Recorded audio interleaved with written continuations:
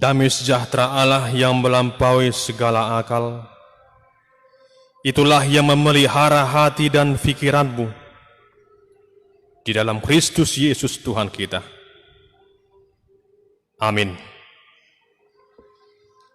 Jemaat yang dikasihi oleh Tuhan Yesus Kristus, selamat hari Minggu dan Shalom. Firman Tuhan sebagai berita sukacita pada ibadah Minggu Reminiscere hari ini. Firman Tuhan yang diambil dari surat Paulus kepada jemaat Roma. Roma pasal yang keempat, ayat yang ke-18 hingga ayat yang ke-25. Demikian firman Tuhan. Sebab sekalipun tidak ada dasar untuk berharap, namun Abraham berharap juga dan percaya bahwa ia akan menjadi bapa banyak bangsa, menurut yang telah difirmankan, demikianlah banyaknya nanti keturunanmu. Imannya tidak menjadi lemah, walaupun ia mengetahui bahwa tubuhnya sudah sangat lemah, karena usianya telah kira-kira 100 tahun, dan bahwa rahim Sarah telah tertutup. Tetapi terhadap janji Allah, ia tidak bimbang karena ketidakpercayaan. Malah ia diperkuat dalam imannya, dan ia memuliakan Allah dengan penuh keyakinan bahwa Allah berkuasa untuk melaksanakan apa yang telah ia janjikan. Karena itu hal ini diperhitungkan kepadanya sebagai kebenaran. Kata-kata ini, yaitu hal ini diperhitungkan kepadanya, tidak ditulis untuk Abraham saja, tetapi ditulis juga untuk kita. Sebab kepada kita pun Allah memperhitungkannya, karena kita percaya kepada Dia yang telah membangkitkan Yesus Tuhan kita dari antara orang mati, yaitu Yesus yang telah diserahkan karena pelanggaran kita dan dibangkitkan karena pembenaran kita. Demikian pembacaan firman Tuhan sebagai landasan khotbah di tengah-tengah ibadah minggu kita pada hari ini. Sebagai topik ibadah minggu kita di Minggu Reminiscere, Allah memperhitungkan iman orang percaya. Allah memperhitungkan iman orang percaya. Minggu Reminiscere berarti ingatlah segala rahmat dan kasih setiamu, ya Tuhan.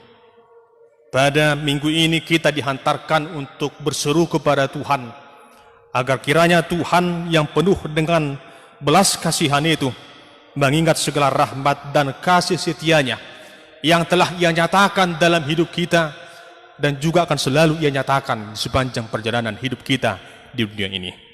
Tuhan yang penuh rahmat dan kasih setia, kepadanya lah kita berseru, agar Tuhan jangan melupakan kita. Namun kiranya Tuhan mengingat kita, juga mengingat segala rahmat, kasih setia yang Tuhan siapkan untuk dapat kita terima.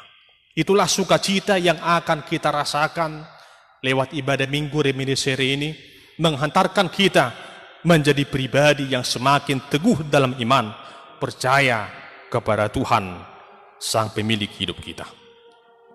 Ada sebuah perkataan yang mengatakan demikian: seseorang dikenal lewat perbuatannya. Seseorang dikenal lewat perbuatannya. Ini merupakan sebuah ungkapan yang berlandaskan fakta nyata, bahwa memang benar seseorang itu dapat dikenal lewat apa yang ia berbuat. Seseorang dapat dikatakan baik jika ia berperilaku baik. Seseorang itu juga dapat dikatakan orang yang murah hati jika dia bermurah hati. Dan seseorang itu juga akan dikatakan sebagai orang yang jahat ketika dia berbuat apa yang jahat. Itulah suatu fakta nyata dalam hidup ini, bahwa apa yang diperbuat oleh seseorang menjadi karakter, jadi identitas, ciri khas, tanda pengenal siapa dia dalam hidupnya. Saudara yang dikasihi Kristus, jika itu merupakan suatu penilaian bagi manusia secara umum, bagaimanakah penilaian, pandangan seseorang itu terhadap orang Kristen? Dengan apakah seseorang itu dapat dinilai bahwa dia seorang Kristen? Mungkin ada yang mengatakan seseorang itu dapat dikenal lewat pakaiannya, bahwa dia seorang Kristen. Seperti layaknya kita hari ini mengenakan pakaian yang rapi datang ke gereja ini. Mungkin orang berkata itulah tandanya pada hari Minggu menggunakan pakaian rapi pergi ke gereja. Tetapi bukan itu tolak ukur penilaian seseorang itu apakah dia seorang Kristen. Sebab jika berlandaskan pakaian saja, penampilan lahiriah saja, ada juga orang-orang yang bukan Kristen, hari ini mereka mengenakan pakaian yang lebih rapi dari kita.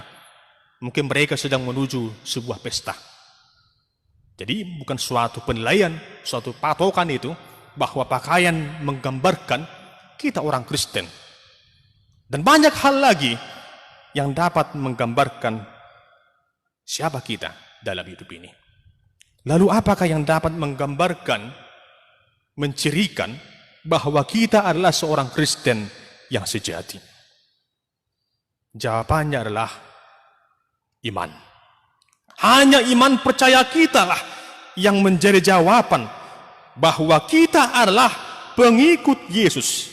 Ketika kita percaya kepada Tuhan Yesus sebagai Tuhan dan Juru Selamat hidup kita, ketika kita kuat dalam menghadapi segala beban permasalahan dalam hidup, mengandalkan Tuhan dalam hidup kita, itulah tanda kebenaran bahwa kita adalah Kristen yang sejati.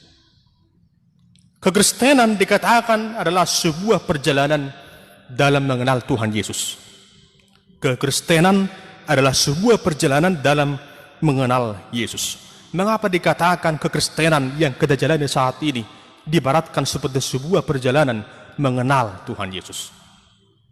Karena dalam kehidupan ini kita tak dapat melepaskan diri kita dari Tuhan Yesus Sang Juru Selamat hidup kita itu.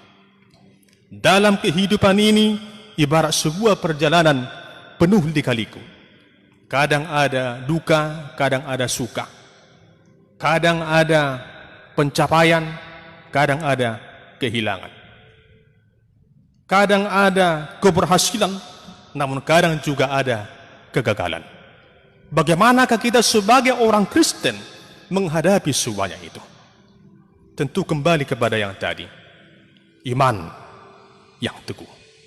Inilah di Minggu Ebenezer ini mengingatkan kita betapa pentingnya iman dalam kehidupan orang yang mengaku percaya kepada Yesus. Apakah iman itu?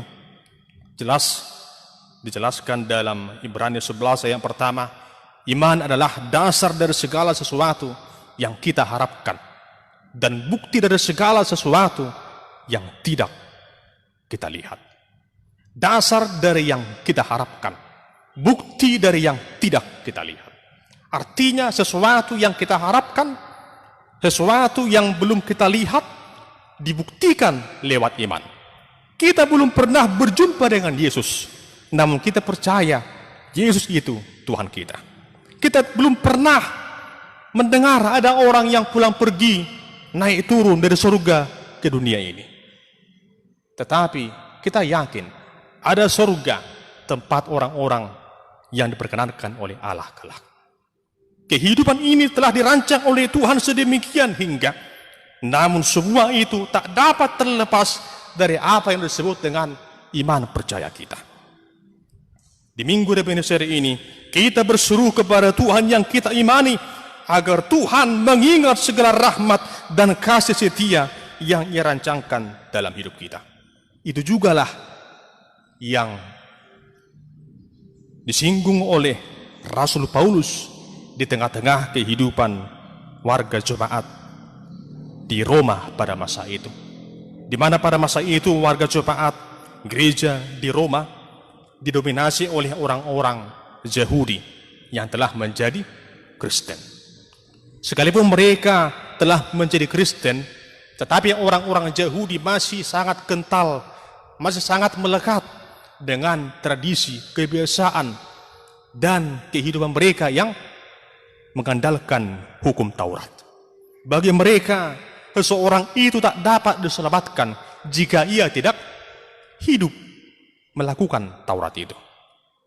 Sekalipun dia telah percaya kepada Yesus, namun jika dia tidak melakukan Taurat, ia tak dapat selamat. Namun Paulus menentang hal itu. Ini adalah sebuah pengajaran yang begitu luar biasa, sebuah pengajaran yang mengguncang kekristenan pada masa itu, bahwa manusia tidak diselamatkan oleh hukum Taurat, melainkan oleh anugerah Allah. Hukum Taurat adalah hukum yang bersumber dari Tuhan, namun hukum Taurat tak dapat menyelamatkan. Hukum Taurat hanya mengatur manusia agar manusia paham betul mana itu dosa, apa yang harus ditinggalkan. Namun hukum itu tak mampu menyelamatkan. Hukum itu hanya menghukum, hanya mengingatkan bahwa manusia berdosa atas segala yang ia lakukan. Yang sanggup menyelamatkan hanyalah anugerah Allah. Yesus datang ke tengah dunia sebagai penggenapan hukum Taurat itu. Allah yang sungguh mengasihi kita, dialah yang sanggup menyelamatkan, bukan hukum Taurat. Tetapi orang-orang Yahudi tidak menerima apa yang disampaikan Paulus. Tetapi Paulus tetap menyampaikan kebenaran firman Tuhan itu, bahwa manusia diselamatkan hanya oleh karena anugerah Kristus dalam hidupnya. Saudara yang terkasih dalam Kristus Yesus, untuk lebih menjelaskan pemahamannya, Paulus mengambil kisah dari tokoh yang mereka agungkan, yang diagungkan, yang dihormati oleh orang-orang Yahudi. Siapakah dia? Abraham. Abraham, bapa leluhur orang Israel, orang Yahudi. Tanpa Abraham, maka orang Israel tidak akan ada. Lewat Abraham, maka berkat itu diberikan kepada mereka. Abraham juga disebut sebagai bapa orang yang percaya. Lalu bagaimana Abraham disebut sebagai bapa orang yang percaya? Paulus memberikan sebuah perenungan bagi mereka. Pada awalnya Abraham bukanlah orang yang percaya kepada Tuhan. Terah orang tua Abraham adalah pembuat patung-patung atau berhala. Termasuk Abraham pada masanya. Sebelum ia dipanggil oleh Tuhan, Abraham penyembah berhala. Tetapi Tuhan menyatakan belas kasihan kepada Abraham. Ia beroleh belas kasihan dari seorang yang tidak percaya kepada Allah Yahweh, pencipta alam semesta ini, menjadi seorang yang percaya kepada Tuhan yang menjadikan alam semesta ini. Itulah Abraham.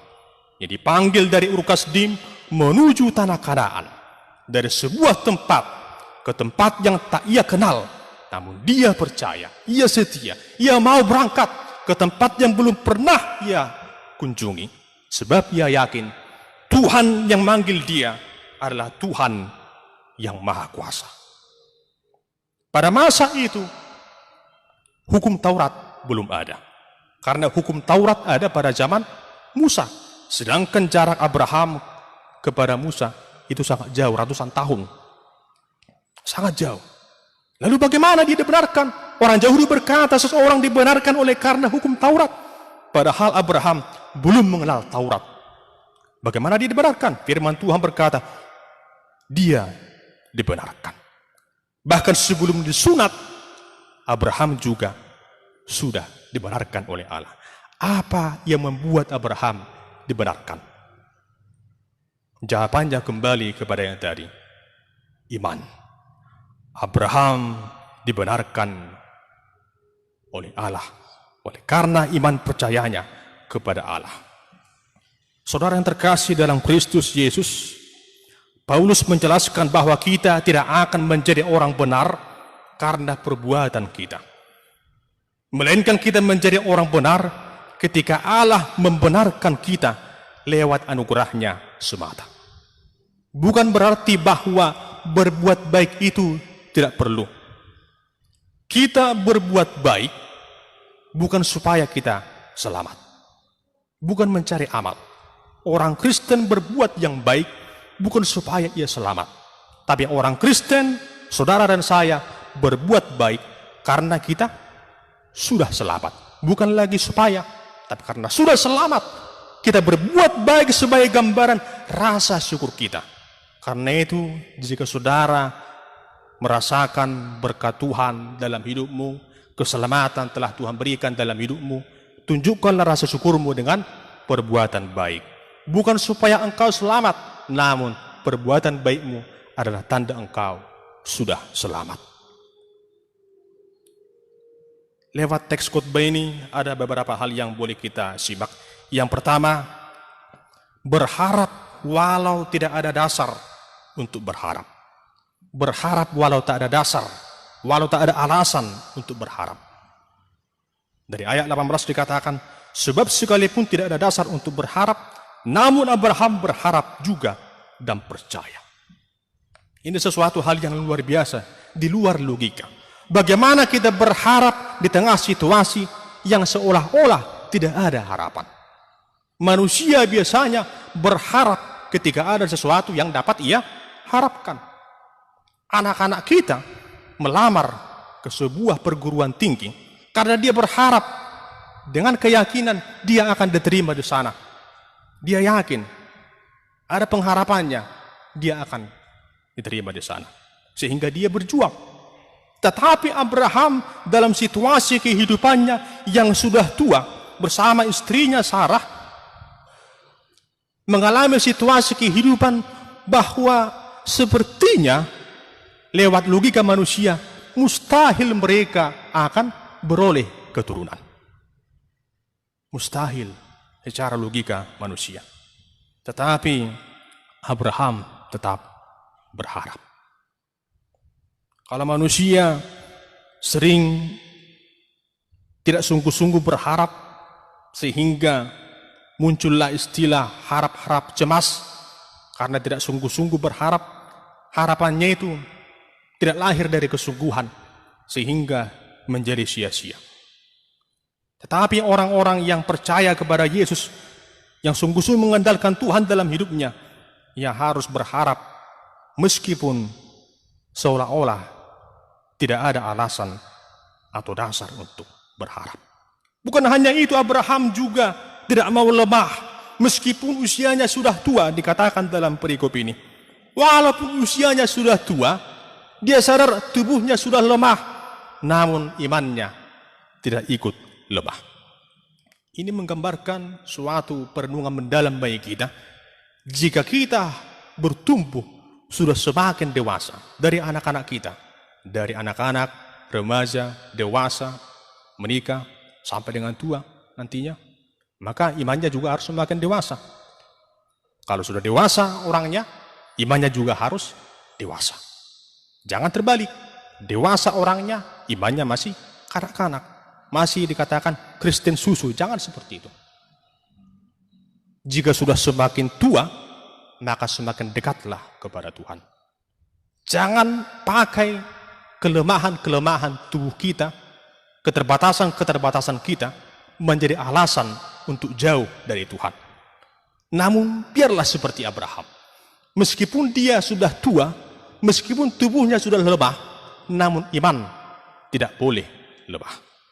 Meskipun banyak tantangan dalam hidup ini, meskipun terasa berat di pundak dalam menghadapi segala-galanya, memikirkan segala-galanya. Mungkin engkau seorang ayah, seorang ibu yang menghadapi beragam masalah di tengah-tengah rumah tanggamu, terasa penat setiap harinya.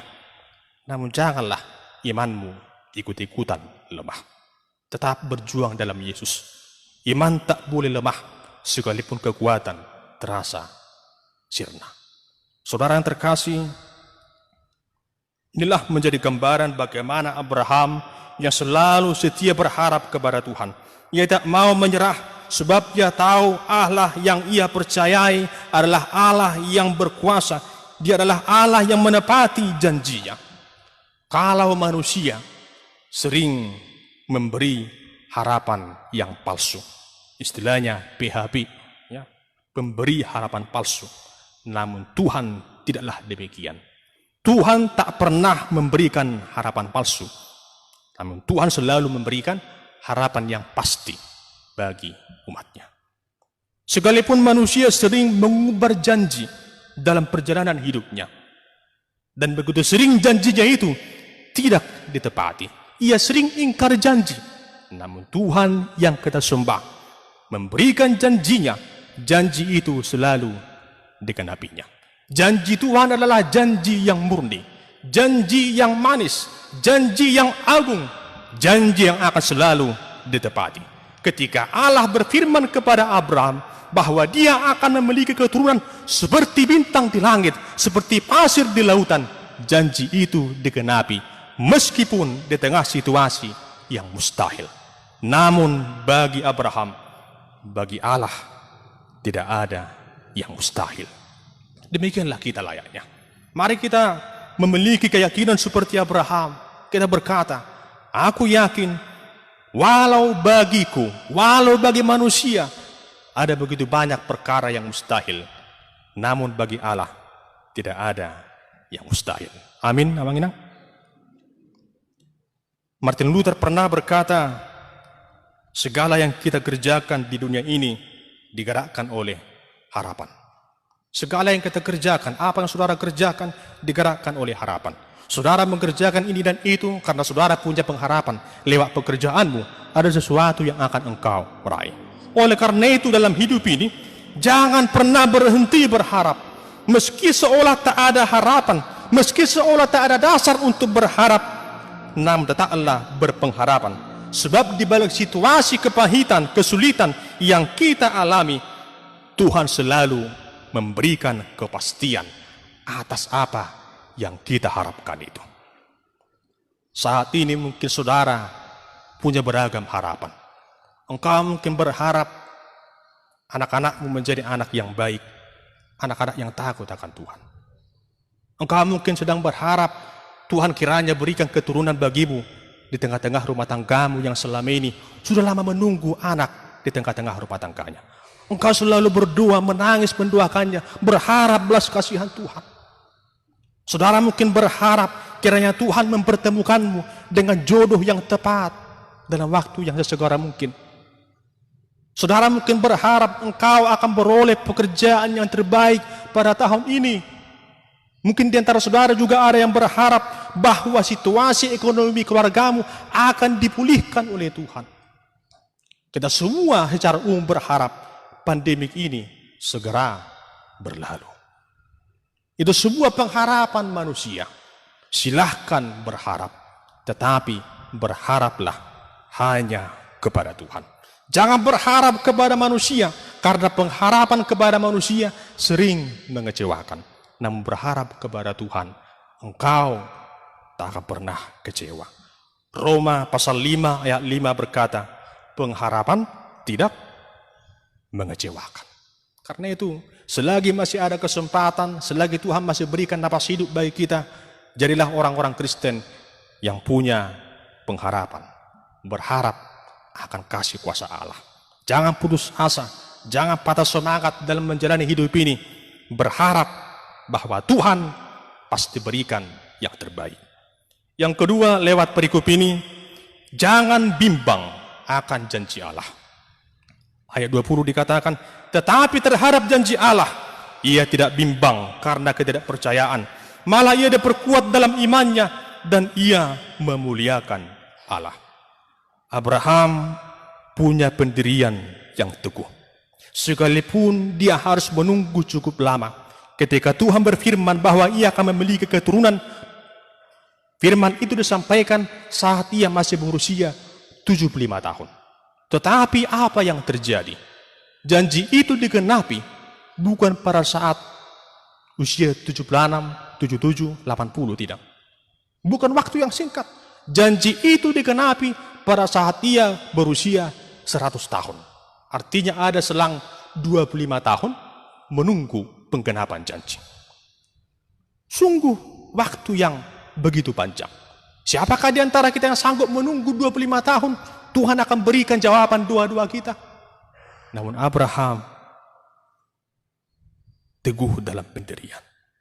Ia yakin meskipun lama, namun Tuhan pasti akan memberikannya.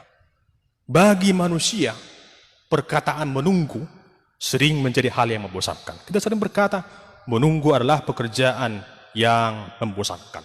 Namun bagi Abraham, menunggu bukan pekerjaan yang membosankan. Mengapa? Karena pada saat dia menunggu, dia memuliakan Tuhan.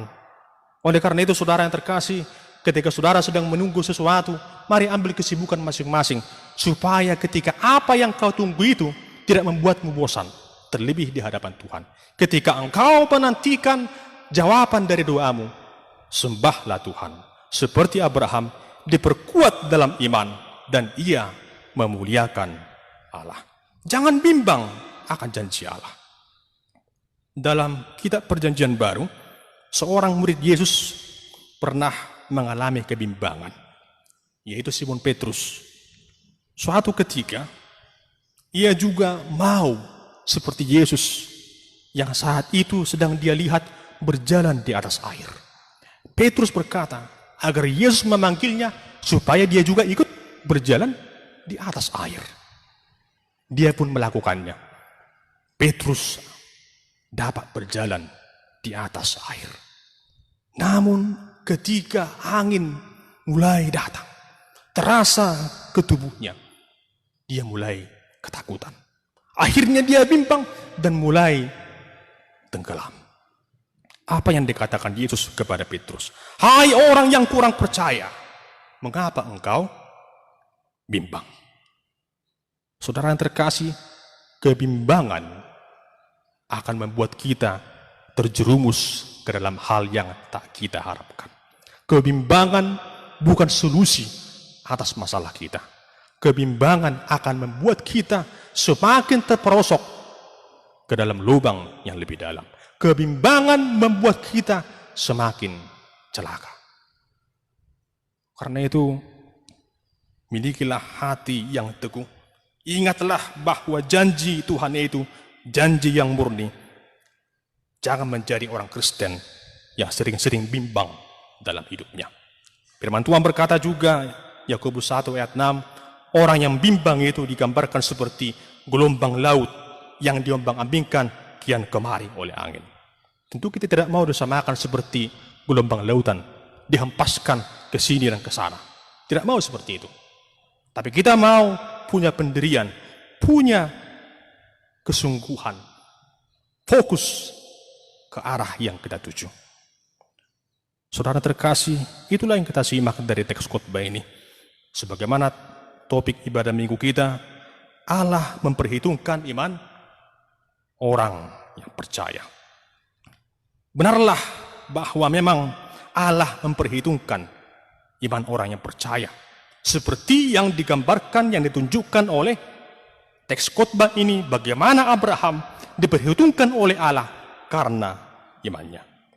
Rasul Paulus berkata, sebagaimana Abraham yang memiliki iman yang teguh, maka Allah memperhitungkan imannya menjadi sebuah kebenaran yang menyelamatkannya. Demikian juga kita orang yang beriman, yang percaya kepada Tuhan Yesus. Firman ini bukan hanya ditujukan kepada Abraham atau pada mereka yang mendengar saat itu. Namun firman Tuhan hari ini berkata, ini juga ditujukan kepada kita.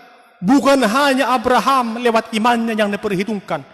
Saudara, kita semua jika punya iman yang teguh, maka iman kita itu diperhitungkan oleh Tuhan. Di tengah-tengah dunia ini ada begitu banyak hal yang sering dianggap sepele, yang sering dianggap sebelah mata. Tetapi di hadapan Tuhan tidak ada yang dianggap sepele. Tidak ada manusia yang direndahkan. Di hadapan Tuhan kita semua berharga. Jika manusia sering memperhitungkan atau menilai sesama manusia dari segi tampilan lahiriah, dari apa yang ia miliki, dari apa yang ia mampu, dari jabatan yang ia miliki, dari segala harta yang ia miliki, itulah ukuran manusia. Manusia sering memperhitungkan sesamanya manusia lewat apa yang ia miliki. Tetapi Tuhan tidak menilai kita, tidak memperhitungkan kita lewat apa yang kita miliki, baik itu harta, kekayaan, jabatan, tampilan lahiriah kita. Tidak. Tuhan memperhitungkan iman kita. Yang lain numpang lewat saja. Tapi Tuhan memperhitungkan iman saudara. Apakah saudara punya iman yang teguh atau punya iman yang suam-suam kuku? Lalu bagaimana caranya supaya iman kita itu teguh? Tentu kita harus mendengarkan firman Tuhan. Roma 10 ayat 17 berkata, iman timbul dari pendengaran, dan pendengaran akan firman Kristus. Seperti saudara saat ini mendengarkan firman, engkau berharap lewat firman ini, imanmu semakin teguh. Saudara datang ke gereja ini tentu punya tujuan, bukan hanya duduk dan pulang nanti. Tapi saudara mau imanmu diteguhkan. Ketika imanmu diteguhkan, engkau akan semakin kuat dan mampu menghadapi gelombang hidup. Ibarat handphone kita, handphone itu harus dicas dulu, baru baterainya full dapat kita gunakan. Hidup ini juga harus dicas, harus dibaharui lewat firman, agar iman kita dikuatkan. Sehingga ketika esok, lusa, atau kapanpun masalah begitu berat kita hadapi, namun ketika kita beroleh iman yang teguh, kita tidak akan menyerah. Dalam Lukas pasal 17, suatu ketika para rasul pernah berkata kepada Tuhan Yesus, Tuhan, tambahkanlah iman kami. Itu perkataan rasul. Tuhan, tambahkanlah iman kami. Lalu apa yang dikatakan Tuhan Yesus? Jika engkau memiliki iman sebesar biji sesawi, engkau dapat memindahkan pohon ara ke laut. Iman sebesar biji sesawi saja mampu memindahkan pohon ke lautan. Artinya, segala hal yang berat akan dapat kita lalui ketika kita menyerahkan seluruhnya kepada Tuhan. Beriman yang teguh. Dalam kisah lain mengenai iman yang teguh, ada seorang perempuan dalam Alkitab yang mengalami sakit pendarahan selama 12 tahun. Di kesana kemari berjuang, bermohon, mencari kesembuhan.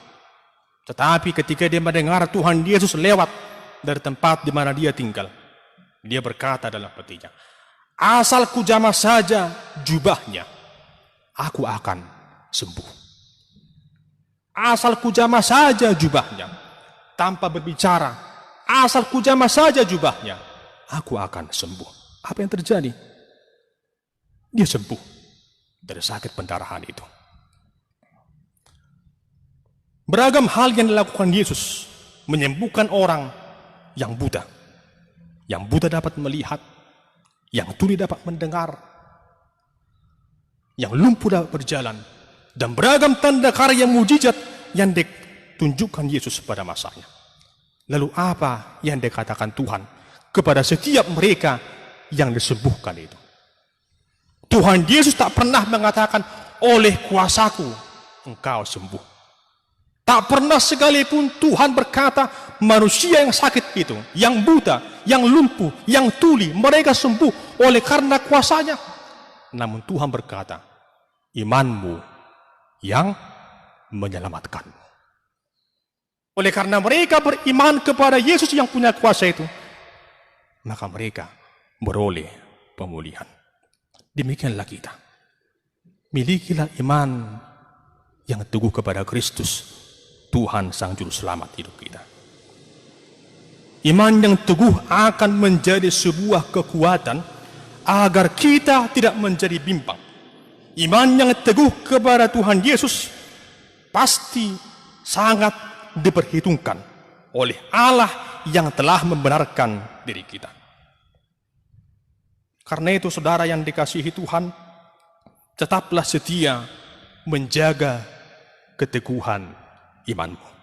Jangan oleh karena masalah engkau menjadi tawar hati, engkau menjadi menyerah, namun tetaplah berharap kepada Allah.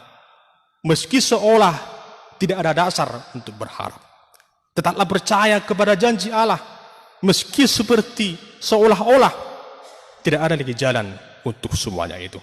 Berharaplah kepada Allah, walau sepertinya tidak ada jalan lagi bagi kita. Namun Tuhan pasti akan buka jalan, walau kita merasa sepertinya tidak ada lagi jalan untuk kita. Saudara yang terkasih, Tuhan yang kita sembah, Tuhan yang disembah Abraham adalah Tuhan yang sama. Tuhan pencipta alam semesta, Tuhan yang kita sembah dalam Kristus Yesus. Dan Tuhan itu memberikan jawaban yang terbaik bagimu. Tuhan itu memberikan kepastian yang terbaik bagi kita. Tuhan selalu memberikan apa yang kita butuhkan tepat pada waktunya seperti yang Tuhan rancangkan. Tuhan selalu membaharui kekuatan kita meski kita merasa sudah lelah, merasa sudah tak mampu dalam menghadapi segala pergumulan hidup. Namun jadilah seperti Abraham, walau menunggu, namun dia tidak menjadi lelah. Di minggu reminiscere ini, kita diingatkan bagaimana Tuhan mengingat segala kasih, setia, dan rahmat-Nya atas kehidupan kita. Yakinlah, Tuhan tak pernah membiarkanmu sendiri. Tuhan sungguh mengasihi saudara. Tuhan selalu memelihara kehidupanmu. Karena itu jangan sia-siakan iman percayamu, sebab besar upah yang menantinya. Sekalipun dunia ini menawarkan sesuatu yang luar biasa, tetapi Allah jauh lebih menawarkan sesuatu yang lebih bermakna dalam kehidupan kita. Allah dalam Kristus telah membenarkan kita lewat pengorbanan Yesus di kayu salib, sehingga kita yang seharusnya tak layak di hadapannya dilayakkan oleh Allah. Oleh karena Yesus, Tuhan Sang Juru Selamat hidup kita. Karena itu, apapun masalahmu, serahkan semuanya kepada Tuhan. Jangan menyerah, jangan putus asa, miliki iman yang teguh. Bersama Yesus, segalanya akan dapat kita hadapi. Dan ingatlah, sebagaimana Abraham diperhitungkan oleh karena imannya, demikianlah Allah yang sama saat ini juga memperhitungkan iman saudara jika engkau sungguh-sungguh percaya kepadanya. Sebab benar bahwa Allah memperhitungkan iman orang yang percaya kepadanya. Selamat menjalani kehidupan yang penuh pengharapan dan teguh dalam iman. Tuhan berkati kita.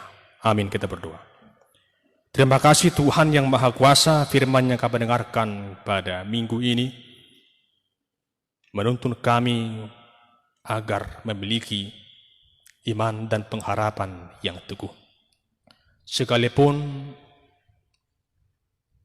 tidak ada dasar untuk berharap, namun di dalam Yesus Engkau ajarkan kami seperti Abraham berharap hanya kepadamu saja.